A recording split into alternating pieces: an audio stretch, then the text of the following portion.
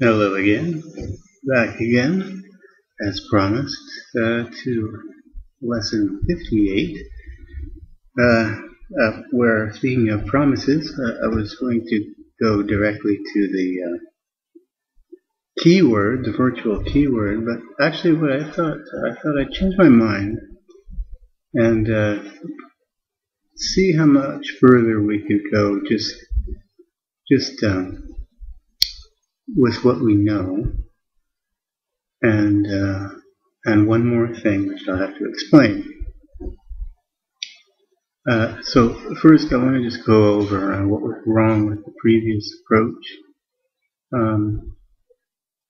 Now I've said here the code and data are bound too tightly, which is true. We don't want those virtual functions to be members of the class instance anyway itself, because we don't want it to get copied. We wouldn't want it in the base class anyway. But actually, the fact is that data does have to go there. So I can really kind of scratch out this first remark, because from my experiments, I couldn't get rid of it. Although I did find a solution. Also, that array could get quite large. If there were 10 virtual functions, remember the array was just declared inside the base class, then we would have to copy all those 10 function pointers every time. So certainly it would be better to have a pointer to something, at least in the base class, and that is in fact how it's done from just when I look at some of the disassembly. But what I wanted to talk about here first, before going on, just for clarity, is to make a distinction between these two ideas. For a class, there's two kinds of, there could be two kinds of data, okay? There's what I call the instance data, and this data is particular to a particular instance of a class. Like this B here is an instance of base. Base is a class, a type of things, and this is one particular object of that type. If I had two,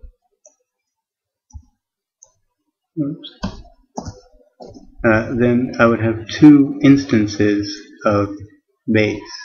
Okay, now those are not necessarily equal, and so therefore they have their own kind of private data, which makes them unique from each other. Two strings are not necessarily the same, even though they're of the same class. And it's also possible to define for a particular class a set of global data for that class. So I would call that those are the class global data. Okay, those are properties of the class itself, not of any particular instance. Now, way down below there, I said long-winded version. I had I'm trying to think of some analogies for this global and particular data, and well, I don't know if this helps to clarify. Maybe it's already clear. All dogs are mammals, and some mammals are dogs. Okay, so you can say that mammal is a property of all dogs. Okay. Now, in C++, the way we say that is that the class called dog, the class of objects called dog, is a mammal, right? And similarly for a cat. A cat is also a mammal, I assume. Now these things are different types, but in terms of the mammals, they're the same. Well, not really, right? What they share in particular are only the global properties of all mammals. Okay, a particular dog or a particular cat, a particular instance of any of these classes, don't have the same instance data for their own class, and also they don't necessarily have the same instance data for the type of object that they're derived from. Like I gave an example. What was my example? Well, there are two streams. That's different. Here is it. Like mammals have blood types. Let's say maybe two cats or a cat and a dog might be mammals, but they don't share the same blood type. Something like that. Okay. Now, basically, all that means is that two things that are different instances of a particular type don't have the same this pointer. Okay? And this pointer is basically the interface to the instance data. Okay? It identifies, points at the instance data for a particular instance of an object. Okay, so that leads us to ask questions about, okay, what's true about all members of a given class, right? And how do we specify the properties and possibly methods for the entire class of those objects, okay? And the answer to both of these questions is the magic word static. I've written down, but I haven't listed this. I'm going to tell you right now, first, that for a class, you can use the static keyword to identify a thing, whatever it might be, as being global to all members and shared by all members of that class. Basically a global variable. So if you have class A,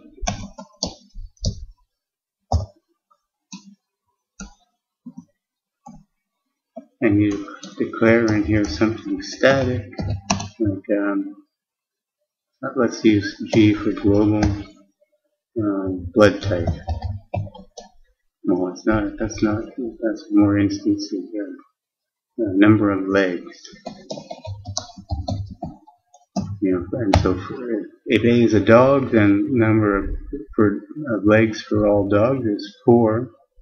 And you'd have to specify that somewhere. You're not allowed to specify it here. You'd think that would be allowed, but it's not allowed. So I put dog here, and I make a declaration like this. At link time, the linker is going to try and find the definition of this global variable. So somewhere in a C++ file, you have to define it, and it's easy enough. Oops, I have to do some type. Let's say int dog : G number of legs equals 4. All right. Now that might even be constant. Probably in this case. It would be constant. It doesn't change from dog to dog. It doesn't change from different classes of dogs. Things that derive from dog, it's a constant. Okay. Similarly for a function. I could have a void function, global property,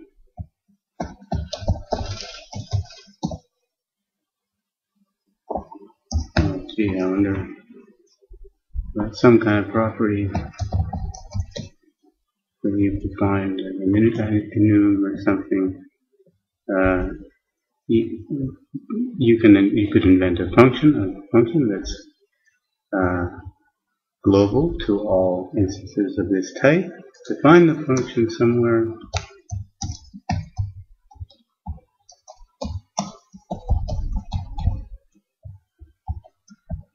Now,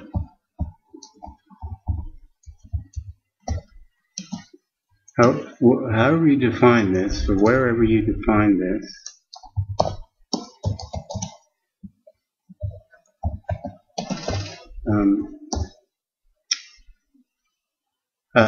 this function can be invoked without any this pointer. There's no this pointer required in order to use this function. In some other file where this class is visible, and if these were public, or that was a struct,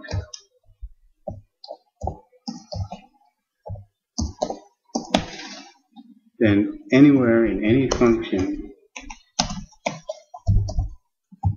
you can write this.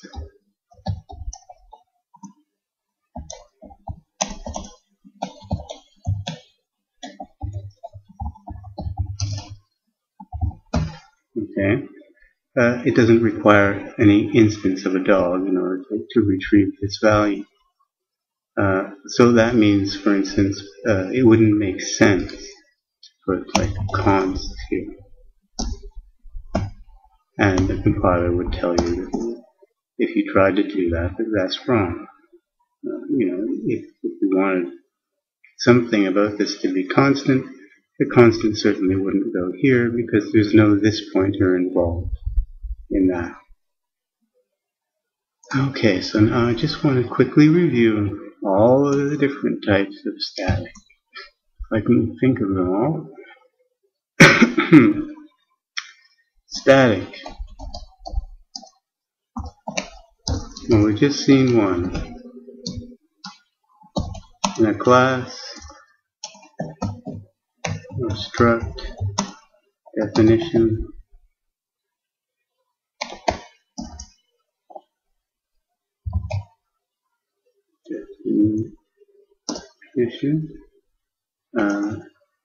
means global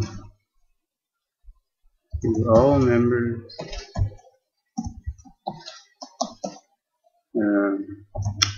public and private apply,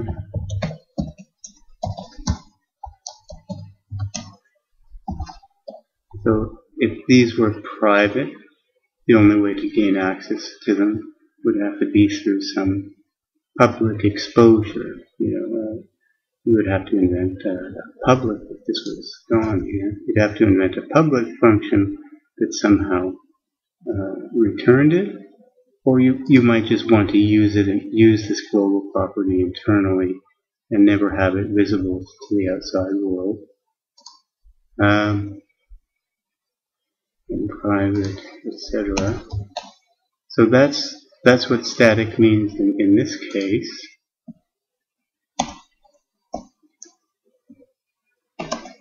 Now another type of static in a function, a regular old function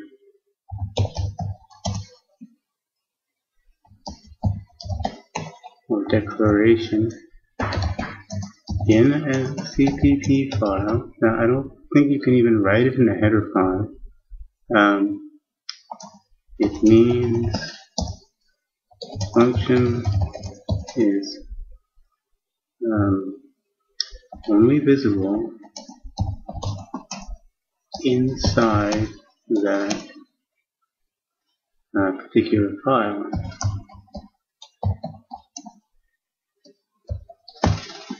Okay, so it's not an export. Not exported. It won't show up in the symbol table. That's that table I keep dumping out with dump bin.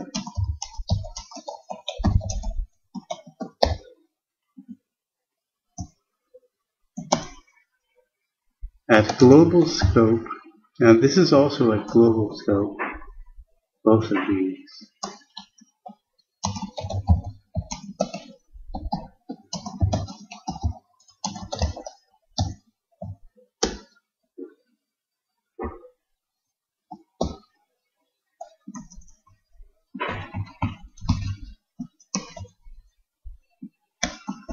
So for a variable type, a variable,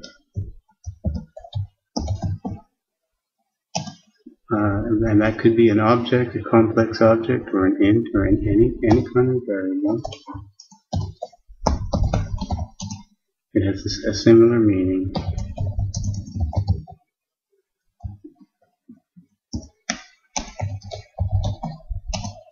Only visible inside the file. Okay, so now is there anything else in that case that I can think of? Okay, a function scope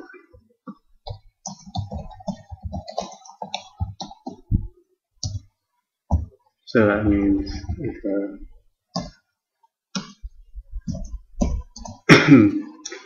you have a function like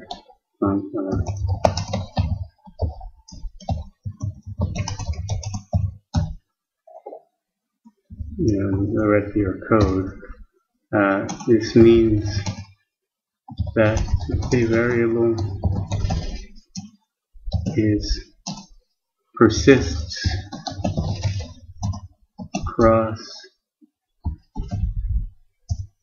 invocations of the function. So, and is only visible inside the function.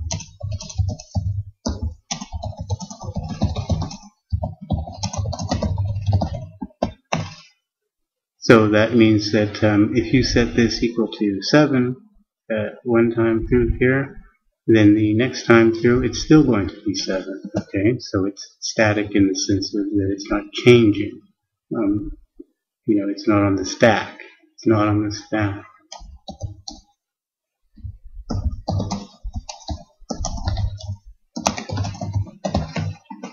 Okay, it's in what's called this static heap or something like that.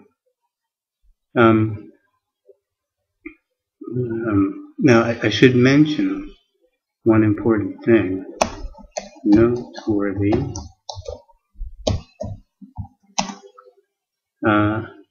For objects with constructors,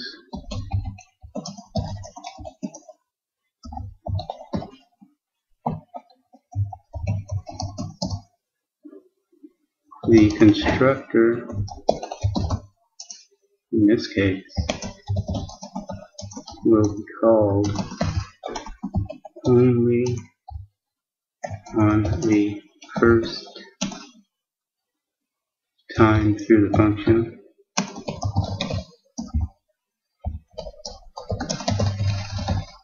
And the destructor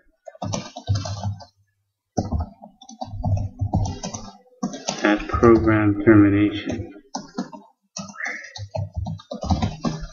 Okay, so the object is valid for the entire duration of the program, but it won't get constructed until you actually reference it by calling foo. Alright, so it's important to know that. Sometimes you might expect a variable to have been created because it's static, like a global variable, but it won't be until you use it. Okay, now what are some other types of static? Function, variables, various scopes, in a class. I think that's all I can think about.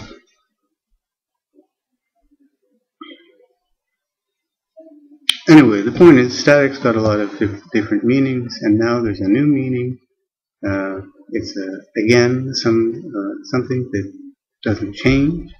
Okay, in the sense that this doesn't change, and it has limited visibility in the way that these things have limited visibility. But the limitation on that visibility in the case of a class or struct is to member functions of the class. They can all see the statics and whatever might be declared public or protected members can be seen by through the process of inheritance.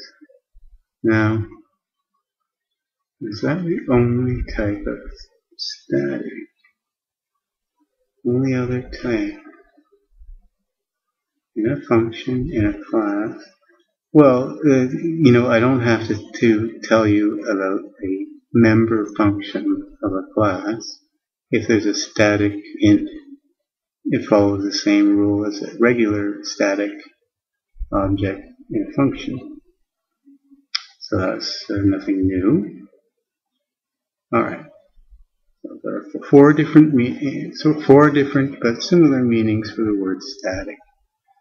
Now what I want to do is use this first type to invent a global property, right? And that global property will be this virtual function table for a class. And what we can do is use that instead of putting the virtual function table as instance data inside of every single instance of the class. So now, where are we? Okay, now the other problem with that other approach was that in the basis colon, constructor, in basis constructor, it could call func0 and func1 or whatever, and that was fine. But after the virtual functions were overwritten, well, everything would have been fine for calling things through base, except after the destruction of the derived thing, those pointers weren't fixed up, and so we've got to find a way to clean up the mess caused by the derived class after it's finished destroying itself, so that when the base class destructor gets called, these func0 and func1 return to their original values and can be called safely. Alright.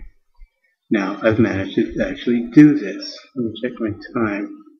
Okay. Now I've managed to actually do this. And it's not, generalized or anything, but this is what I've done. Okay. First, here's our famous type def. Unimportant. Here are our virtual functions implementations as before. And now, instead of including the virtual function table in the class, in every class member, I've made it a static. So now this is global to every member of the base class. This is a global variable. However, that can't be the thing that is used if we want to have the virtuality or whatever of the class to do the virtual trick, and do the virtual dance like before. But what we want to do, is we got this table, and that's our default table. And then what we do is make a pointer that points at this table, And that's what I've called here, and we simply set those equal in the constructor, right? Now, so if every time a base is constructed, its pointer to its virtual function table points to its default table. Now, in order to change the behavior of this thing, instead of modifying this table, and the reason it's protected is not to be modified, but so that it can be seen. And I don't think, I don't know, but I might be able to make that private. The reason it's visible is so that it can be restored by somebody else later on. Now I couldn't get around to the default copying. This, of course, this pointer value still gets copied. But the copy, I can make a default copy constructor which simply copies the value of the right-hand side and then resets the table to where it should be. For operator equals, I got to do a little bit more. I got to destroy this thing and then invoke the copy operator. Now these ways of calling constructors and destructors are, even though this is valid syntax, it's not something that you want to be doing yourself. But this is the part that compiler is supposed to do, and we're just doing this because we're experimenting. You would never, ship this, shrink wrap this in a box and ship it out to the customers. This is not safe code. Now, the base class in this case doesn't do anything, it just prints something out when it dies. And here again are the virtual function calls. Call vfunc now is slightly different, but not very much different. In fact, I think it looks exactly the same, doesn't it? Okay. Now let's just make sure that that works. I have to derived is down below here.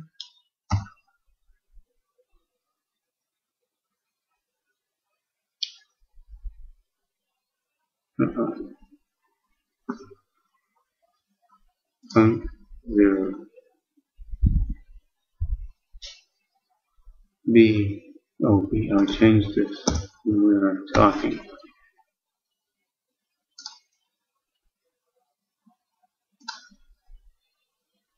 Okay, so I'll just show you this happening.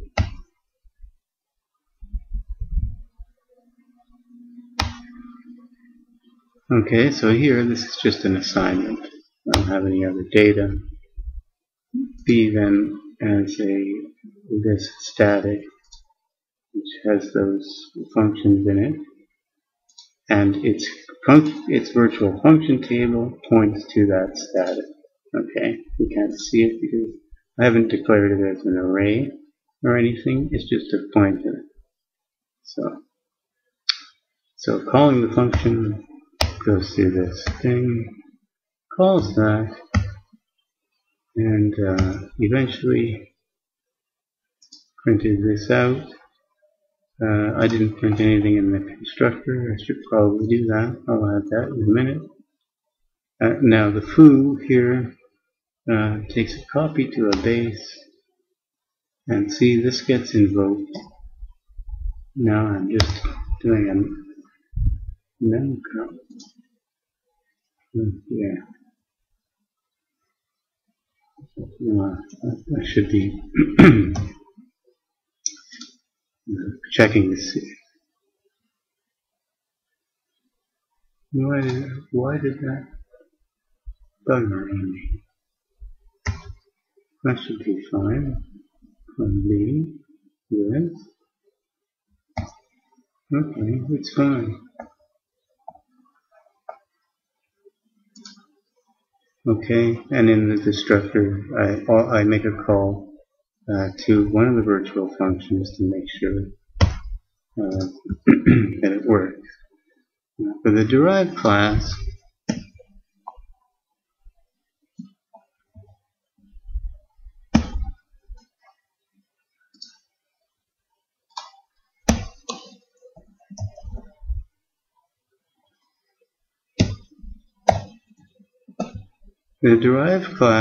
has its own virtual function table, separate from base,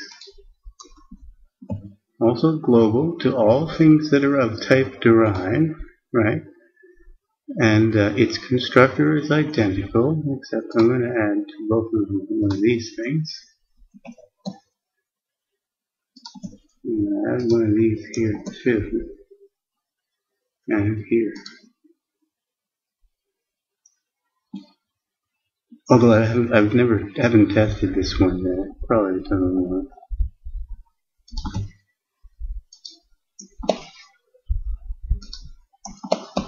Alright.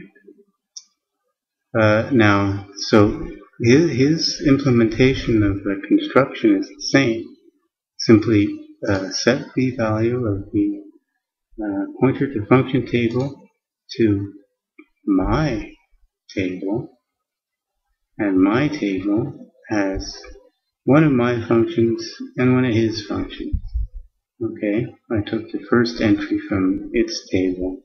The first step could have been to overwrite my table with his and then overwrite it again with something new, but whatever. Also keep in mind that my table could be bigger than base's table. Now the pointer is set equal to my table, and so that will cause the virtual thing to start working. And most importantly, the first thing we want to make sure of is that when a copy occurs, that this thing gets the right table. If we run up to this point, okay, we've just been doing stuff with base, and now we're creating a derived. Alright, so nothing really happened here, except for a printout. And I'm going to call the func0, which is going through the interface, calling the table, and puts me into my own func, which is what I want. Alright, and now going into foo. That puts us in here. Okay, we're constructing from base. Now I copy everything, but what's happened here is our function table is pointing to the wrong one, but we'll restore it to what our table is, and now we're okay with the table. So this guy, when he calls func0, goes to the right function. So we solved that problem. Alright. Now in the destructors, I have calls to func0, which is the one that was overwritten, and I want to make sure that this goes to only basis func0 because derived will be destroyed, and this one should go to derived before I restore the table. So eventually we're going to end up here. Here we are. Nothing else happened. A base got destroyed in the meantime. Okay, so we're in derived constructor. Now I'm just going to step over this. When I call func0, I get my own func, which is correct. It should be. Now I'm restoring the table. Now that eventually we're going to end up in here. And here we are. Nothing yet. Print out where we are. We're in base constructor. Step over this. And when base calls func0, it's correct. It's not going to the derived because we restored the table. And the rest, I don't know how much more, if anything more happens. I think that's it. sure. Yeah. Okay. Now, I've used up too much time, but I hope you're getting an idea of what's involved in all this, making this work. It definitely appears as though we need a copy constructor. The copy operator as well, although I haven't tested it, would have to be something that does something similar. For instance, you could imagine the case where there's a further derivation,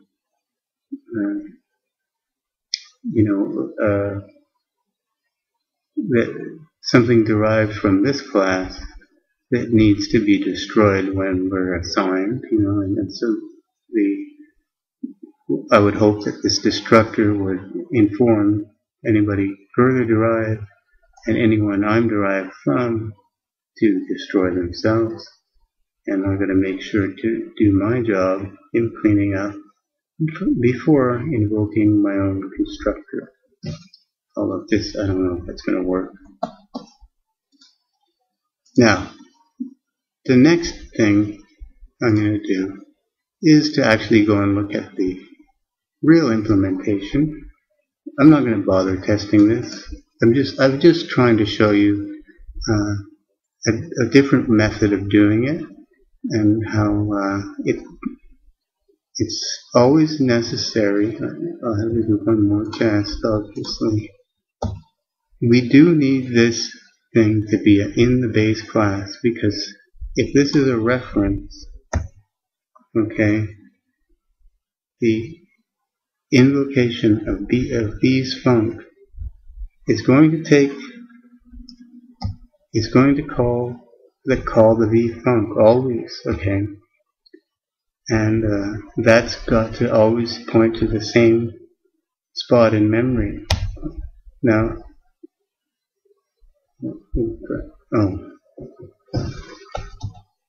I call that with d.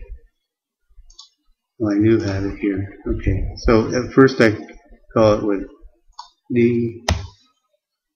In this case, it should go to this one, okay, all base. And in this case,